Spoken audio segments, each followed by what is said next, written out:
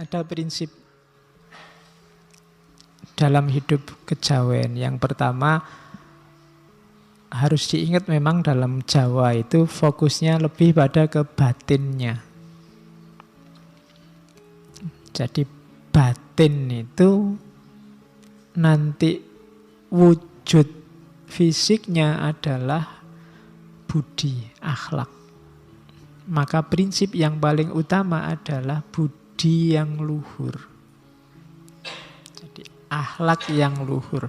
Ang luhuraken bangsa kita, tegesipun anyebar winih budi jawi. Gampilaken margining bangsa, ngupaya papan panggesangan. Meluhurkan bangsa kita, maksudnya menyebarkan benih budi Jawa, akhlak Jawa. Akhlak Jawa itu sebenarnya ya sama saja dengan akhlak Islam. Akhlak, level batin itu sifatnya lebih universal. Sebarkan ini. Demi apa? Keluhuran bangsa. Peradaban kita akan luhur. Kalau kita akhlaknya luhur, budinya luhur, ya peradaban kita, bangsa kita akan unggul. Jadi itu jalan paling gampang. Kalau bangsa kita sudah unggul, hidup kita akan lancar. Ngupaya papan panggesangan. Jadi keluhuran sebuah bangsa kuncinya ada pada akhlaknya, ada pada budinya. Bukan pada yang lain. Mungkin secara ekonomi kita memprihatinkan, secara politik memprihatinkan, olahraga tidak menang. Nah, kuncinya memang tidak apa-apa di situ, tapi jangan kalah di satu aspek, akhlak sebagai bangsa. Kalau akhlaknya sudah rusak, akhlaknya sudah jelek, olahraga menang, itu mungkin rasanya jadi hambar. Kayak kamu bal-balan terus ada tawuran. Tawuran itu kan cermin akhlak. Sampai ada yang tewas, itu kan menangnya sepak bola tidak ada nilainya sudah. Juara umum kok curang, itu juga tidak ada nilainya. Ekonominya luar biasa, orang kaya banyak, GDP-nya tinggi, tapi terkenal sebagai bangsa yang curang, culas, suka menyakiti bangsa lain, penjajah. Itu ya sebagai bangsa dia jatuh derajatnya. Jadi kuncinya bangsa itu ada di budi luhur, ada di akhlak. Yang pertama itu. Kunci kedua, peduli sesama. Semakin egois manusia di satu bangsa, semakin susah dia untuk maju. Jadi rasa peduli itu harus ada. Hari ini kan kita banyak saling cuek. Banyak orang menyarankan biar tidak sering-sering konflik, solusinya saling cuek. Ini bahaya malahan. Gitu loh. Solusinya bukan saling cuek, tapi saling memahami, saling mengerti. Kalau itu yang saya bawa itu contoh bagaimana beliau Sosrokartono ini kalau mau dia bisa jadi orang kaya, mungkin karirnya bisa cemerlang, cuma dia milih mengabdikan dirinya di dunia pengobatan alternatif. Kenapa? Dia tidak kuat melihat bangsanya banyak yang menderita. Ageng alit sami sambat lantangisipun dateng ulun memelas angrentahaken luh lan manah, dan seterusnya. Bisa kalian baca. Tua muda mengadu dan menangis padaku, memelas, membuat air mataku menetes pilu. Berat, sangat berat, dijadikan tempat mengadu orang banyak.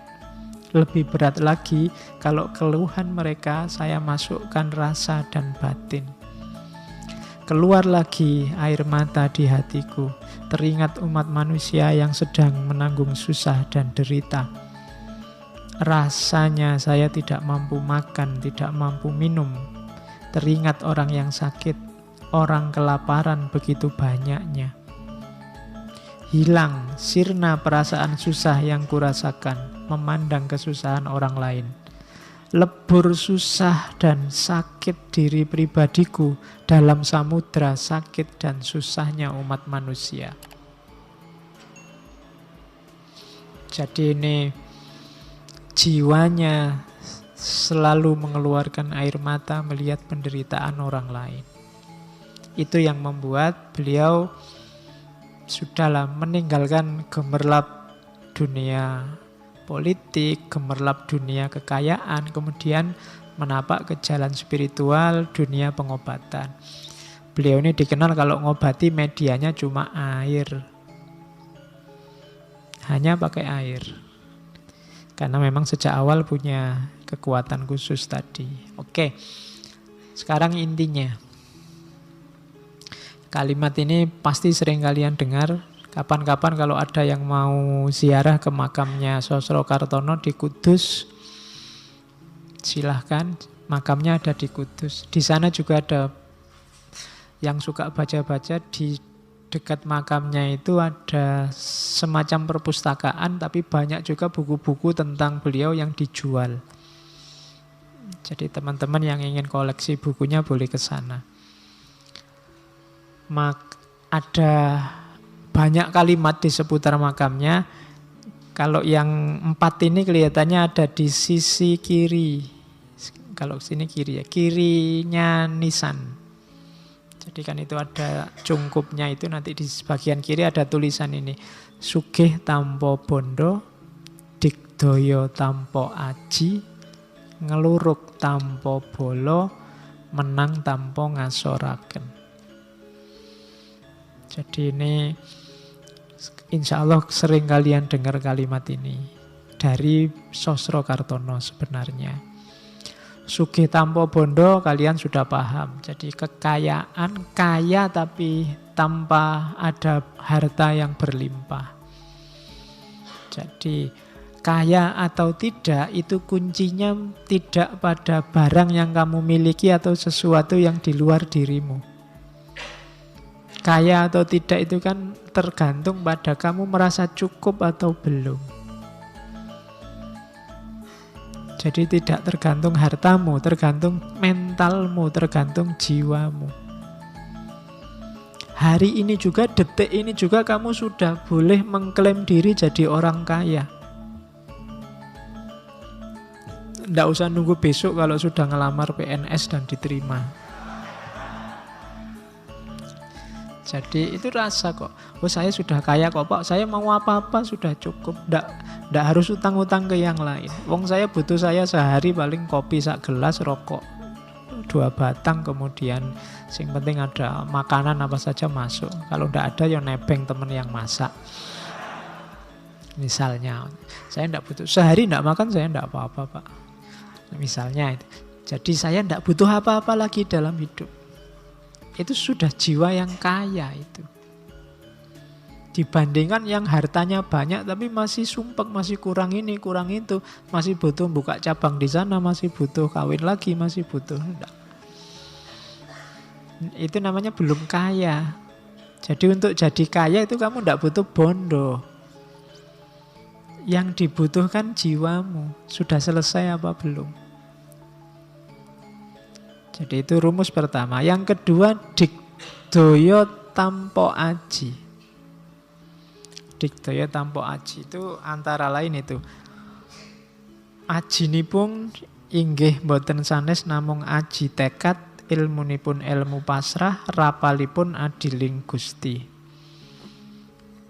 Jadi sakti tanpa jimat, tanpa jurus-jurus, tanpa ilmu. Kesaktiannya apa? Tekad yang kuat.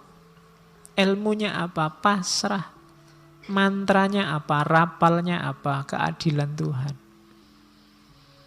Tanpa harus punya jabatan, tanpa harus punya kuasa, tanpa harus punya relasi.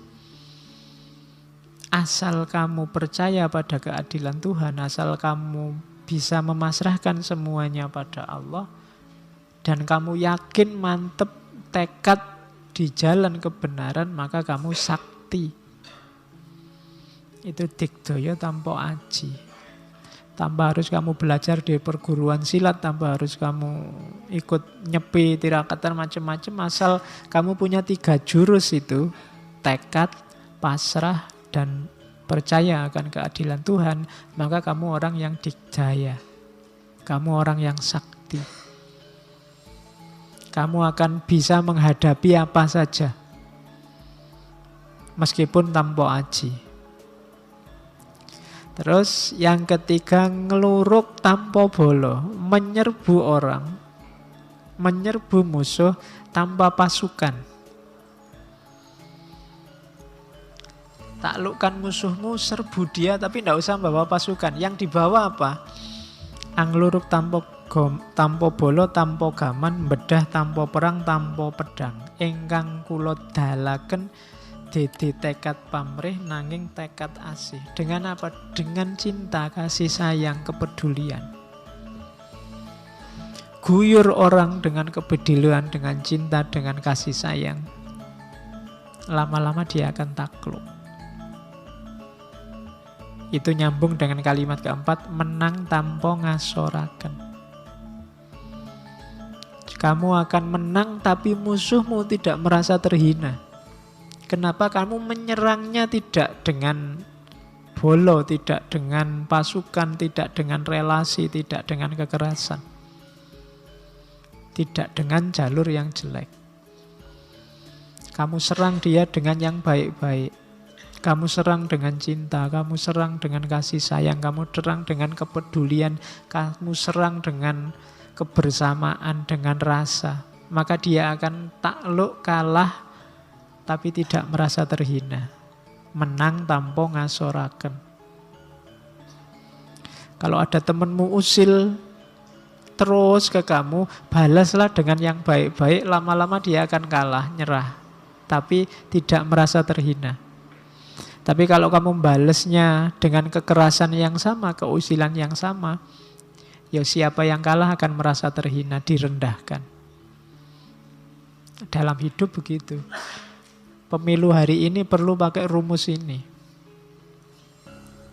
Kalau perlu